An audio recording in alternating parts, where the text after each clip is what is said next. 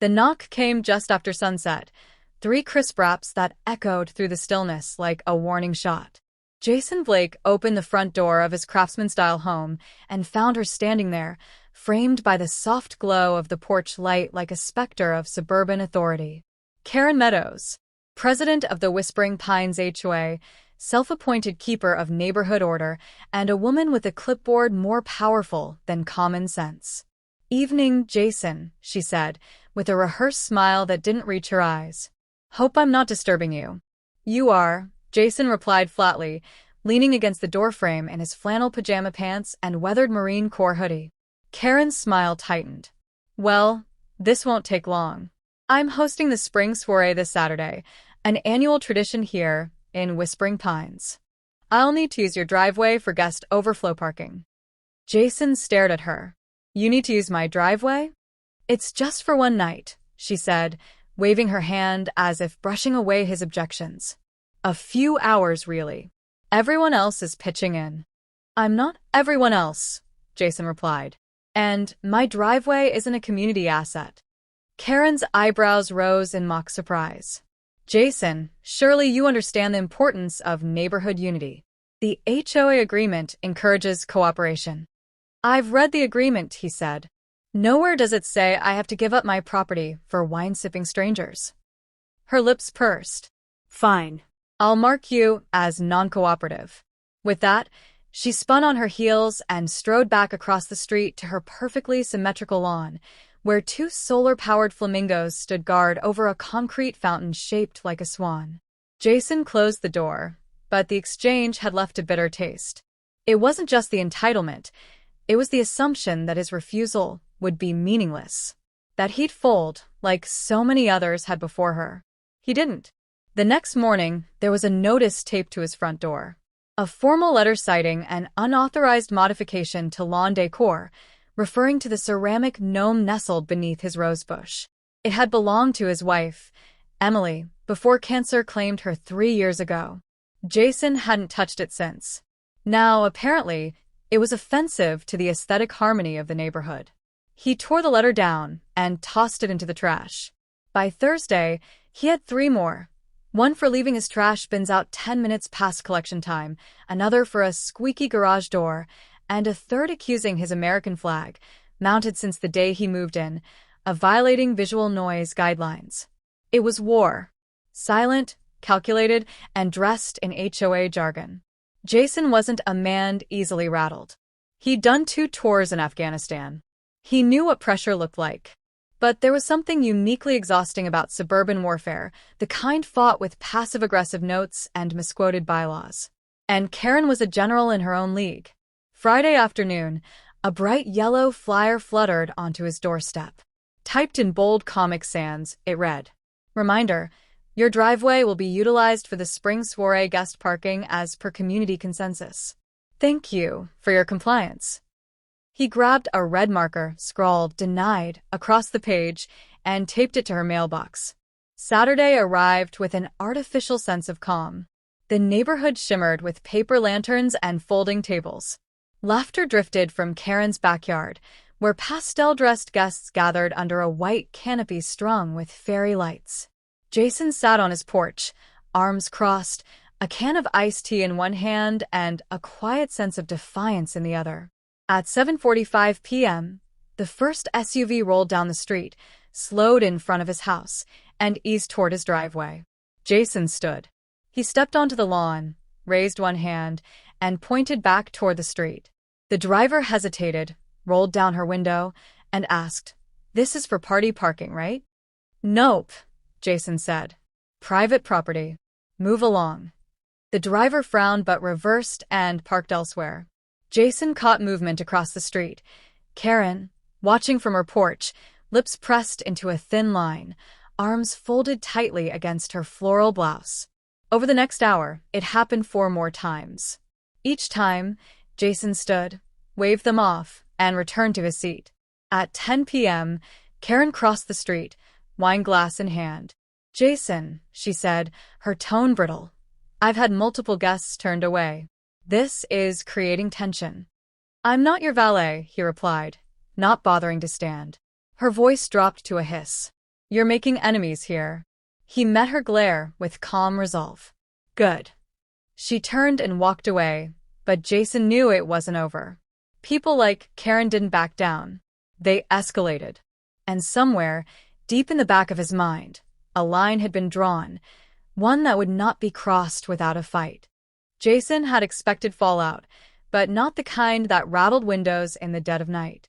It was 4:07 a.m. when blinding red and blue lights cut through the curtains of his bedroom, painting the ceiling in chaotic pulses. Moments later, fists pounded against the front door with urgent authority. Police. Open up. Half asleep and already on edge, Jason rolled out of bed, grabbed his robe, and shuffled to the door. When he opened it, 2 uniformed officers stood on the porch, rigid and alert. Behind them, Karen loomed in her bathrobe, arms crossed like a queen witnessing judgment. Jason Blake, the taller officer asked. That's me, Jason replied, rubbing his eyes. What's going on? We received a complaint from your neighbor, the shorter officer said, glancing back at Karen. She claims you've been harassing guests, threatening residents, and creating a hostile environment. Jason's mind jolted awake. At 4 a.m, Karen stepped forward. I feared for my safety. He yelled at my guests, refused to cooperate with the HOA, and has been displaying aggressive behavior. I couldn't sleep. Jason stared at her, disbelief flooding his expression. You called 911 over a driveway dispute? She didn't answer, only looked at the officers, who were clearly uncomfortable. Sir, the taller one said, softening his tone, you're not under arrest. But we have to take this report seriously. Do you have any security footage to verify your side? Jason nodded. Installed 2 days ago. Covers the whole front yard. Great, the officer replied. Please provide it if this goes further. For now, we recommend keeping interaction civil. As they turned to leave, Karen shot Jason a thin-lipped smile. That's your first warning, she whispered, low enough for only him to hear. Next time, I'll press charges. She retreated across the street like a victorious chess master, leaving Jason in his doorway, heartbeat pounding and fists clenched. The neighborhood was silent again, but something had changed. The stakes were no longer just about parking. Karen had weaponized fear, twisted the system, and tried to paint him as the threat. He shut the door and stood in the dark, the weight of the moment pressing down like armor. Enough was enough. By morning, Jason had turned from defensive to deliberate. He brewed a pot of coffee, booted up his laptop, and started reviewing the HOA's governing documents. He read each clause with military precision, scanning for weaknesses, inconsistencies, and the fine print Karen relied on to manipulate others. By the 3rd hour, he had a list of 23 infractions, hers, not his. Misuse of HOA funds for party decorations. Unauthorized property alterations. A retroactive vote to amend parking rules without quorum. It was a treasure trove of power abuse, hidden behind smiles and polite sign-offs. That afternoon, Jason walked down to the county clerk's office and requested access to public records for Whispering Pines HOA board activity. He filed a FOIA request for police body cam footage from the early morning incident. He also stopped by a local print shop and ordered 20 glossy signs. 2 days later, every yard on the block had a new decoration. Private property, no HOA parking. Some neighbors were confused. Others amused. A few came over to thank him. About time someone stood up to her, said Mrs. Alvarez from 3 doors down. She fined me $50 because my bird feeder distracted drivers. Jason didn't smile. She's not stopping. That night, another warning appeared. This time, a typed letter on HOA letterhead slipped into his mailbox. It accused him of inciting division, unauthorized signage, and spreading misinformation. It ended with the threat of legal action if he did not comply with the collective spirit of the community. Jason read it once, folded it, and filed it under a new folder he'd created, Evidence. Karen had made one critical mistake. She believed she could isolate him, that no one would dare oppose her, that the uniform of authority she wore would shield her from consequence. But Jason wasn't alone anymore. The next HOA meeting was 3 days away, and for once he'd be attending, not as a bystander, but as a storm. The Whispering Pines Community Center had never seen a crowd like this. Rows of folding chairs overflowed with residents, some curious, some fed up, all drawn by the simmering tension that had gripped their neighborhood. Jason sat in the back row, arms crossed, a folder thick with documentation resting on his lap. He'd arrived early, taken a seat where he could observe every move Karen made. At the front of the room, Karen stood beside a projection screen, her signature clipboard cradled like a royal scepter. She wore a pastel suit jacket and a practiced smile, but Jason noticed the tightness in her jaw, the way she scanned the crowd with narrowed eyes. She knew this wasn't her usual audience. "Thank you all for attending tonight's HOA meeting," she began, voice syrupy sweet. "It's wonderful to see so many of you engaged in our community matters. We'll start with updates on lawn compliance, exterior paint approvals, and upcoming community events." As she droned through her usual agenda, citing bylaws, highlighting neighborhood improvements, Jason watched the room. He saw stifled yawns, exchanged glances, the kindling of impatience. And when Karen finally said, "Now, on to resident concerns," he rose. The room shifted. Jason walked to the front, every step steady, unhurried. He set his folder on the table beside Karen's clipboard. "My name is Jason Blake," he said. "Homeowner, former Marine, and apparently a public enemy to this HOA." A murmur rippled through the room. Karen stiffened beside him. "I'm here to address the abuse of power, the harassment masked as enforcement, and the targeting of residents for personal grudges." Karen cut in, her voice sharp. "Jason, personal attacks are not permitted." "This isn't personal," he said, turning to face the crowd. "It's about patterns." He opened the folder and began pulling out documents. Violation letters for trivial offenses, genuine harassment masked in bureaucracy. "Here's mine," he said, holding one up. "For leaving my garbage bins out 12 minutes too long." A chuckle from the crowd. He held up another. "Here's one from Mrs. Alvarez, for having a bird feeder." He handed out copies of redacted violations, emails, and HOA policy inconsistencies to the front row, letting them pass down the line. "I have 23 documented examples of overreach. Financial records showing event expenses paid without community vote. Even surveillance footage showing selective enforcement." Karen's voice cracked through the rising tension. "These accusations are unfounded. You're attempting to undermine the structure we've all agreed to." "Structure?" Jason asked, raising an eyebrow. "Or control?" The room quieted. Then he played the final piece, a short clip from the 4 a.m. police visit. Projected onto the screen, the footage showed Karen standing calmly in her robe, sipping tea, claiming she feared for her safety because he'd refused her parking request. The officer's body cams captured it all, her smug tone, her exaggerated claims, and the unmistakable gleam of pettiness masquerading as concern. When the lights came back on, Karen's face was pale. "This is an invasion of privacy," she snapped, eyes wide. "You can't just—" "It's public record," Jason said. "I filed the proper request. I've followed every rule you hoped I wouldn't." A man near the front stood up. "So what now? We just pretend this never happened." Jason turned to face him. "No. We fix it. We vote."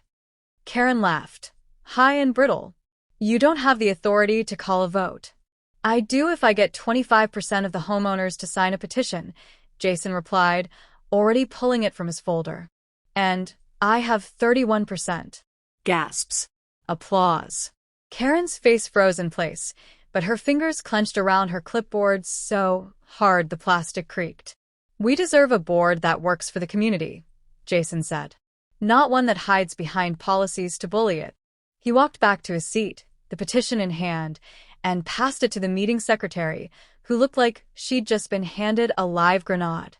Karen tried to continue the meeting, but the room was no longer hers. Whispers became murmurs, murmurs became chatter. The illusion had cracked. And Jason knew, once it cracked, it never quite fit back together the same way. The storm had landed. and the winds were just beginning to shift. The special HOA election was scheduled for the following Saturday, a date Karen had fought tooth and nail to delay. But with over 30% of the homeowners backing the petition, the bylaws gave her no room to wiggle. The rules she'd once used as a cudgel were now the same ones binding her hands. Jason spent the next week rallying. He walked door to door with a calm persistence, armed with evidence, empathy, and a promise. It doesn't have to be like this. People were tired of the fines, of the fear, of the endless rules that didn't protect them but punished them. And as Jason stood on their porches, answering questions, listening, sharing what he'd uncovered, the neighborhood slowly began to stir awake. On Election Day, the Whispering Pines Community Center transformed into something it had never been before, a place of choice. Jason wore jeans and a navy shirt, his demeanor steady, grounded. He manned a table by the entrance with copies of the HOA bylaws, a simplified breakdown of proposed changes, and a respectful silence that spoke louder than any speech Karen had given. Karen arrived late, flanked by her loyal board members, all dressed in coordinated blazers, as if uniforms could substitute for control. Her lips were tight, her smile forced. And when she passed Jason without a word, he simply nodded. The ballots were simple. Vote to retain the current HOA leadership, or vote to elect new representatives nominated by the petition, including Jason. No speeches. No debates. Just a choice. By the end of the afternoon, 143 ballots had been cast, more than any HOA vote in Whispering Pines history. An hour later, the results were posted. New board elected by overwhelming majority. Karen was out. Jason didn't gloat. He didn't cheer or raise his arms. He simply stood, the petition still folded in his back pocket, and let the weight of it all settle. Karen approached him as the crowd thinned, her expression unreadable. "You think you've won something?" she asked, voice low. "You'll see what happens when people get lazy. When the rules start slipping, it won't be long before this place falls apart." Jason studied her, then replied, "People don't need to be ruled to thrive. They need to be trusted. That's what you never understood." She turned and walked away without a word, her clipboard held like a broken shield. In the weeks that followed, change came quietly. The new board, diverse, open-minded, and grounded, revised enforcement protocols. Residents were encouraged to contribute ideas, not just comply with dictates. Fines became rare. Dialogue became common. People stopped whispering and started waving again. And Jason? He didn't become president. He declined the title, choosing instead to lead the Committee on Community Outreach, helping neighbors build relationships instead of walls.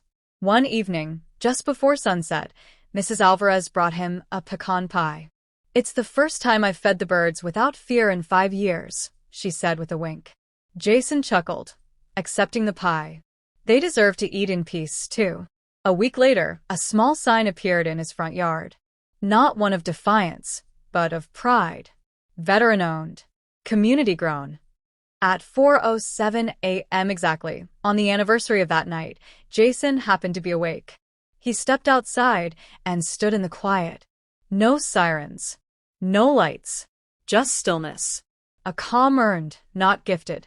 The wind shifted through the pine trees, carrying with it the faintest trace of laughter and backyard sprinklers. He smiled.